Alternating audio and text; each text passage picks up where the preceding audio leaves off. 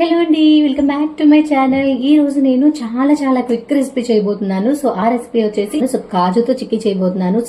కాజు ఒక కప్ తీసుకున్నాను, అలానే 1/4 కప్ బెల్లం తీసుకున్నాను, అలానే ఒక 2 ఇలాచీలు దంచేసి పౌడర్ చేసేసి పెట్టేసుకున్నాను. స్టవ్ వెలిగించేసి బాండి పెట్టేసుకుని అందులో 1/4 కప్పు బెల్లము అలానే 1/4 కప్పు వాటర్ వేసేసుకుని స్టవ్ ని మీడియం ఫ్లేమ్ లో పెట్టేసుకోవాలి. ఒక బాండీలో 1 టేబుల్ స్పూన్ నెయ్యి వేసేసి జీడిపప్పుని కొంచెం గోల్డ్ కలర్ వచ్చేంత వరకు ఫ్రై చేసేసుకొని పక్కన పెట్టేసుకోవాలి. బెల్లం కొంచెం పాకం రాగానే ఇలాచీ కూడా వేసేసుకుని ఒకసారి బాగా మిక్స్ చేసుకోవాలి. ఇలా ఉండపాకం వీడియోలో చూపించిన విధంగా ఉండపాకం వస్తే సరిపోతుంది. ఇప్పుడు మనం ఫ్రై చేసి పెట్టుకున్న కాజు కూడా వేసేసుకొని ఒక 2 మినిట్స్ పాటు ఫ్రై చేసేసుకొని స్టవ్ ఆఫ్ చేసేసి ఒక ప్లేట్లో నెయ్యి రాసేసుకొని ప్లేట్లో ఇలాగా స్ప్రెడ్ చేసేసుకోవాలి. కొంచెం చల్లారిన తర్వాత ముక్కలుగా కట్ చేసుకుని ఎయిర్ టైట్ కంటైనర్లో పెట్టుకుంటే చాలా రోజుల వరకు ఉంటాయి. టేస్ట్ చేసి చెప్తాను.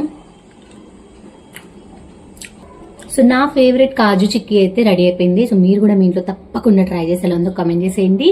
చాలా బాగున్నాయి కాబట్టి చాలా తొందరగా అయిపోయినాయండి.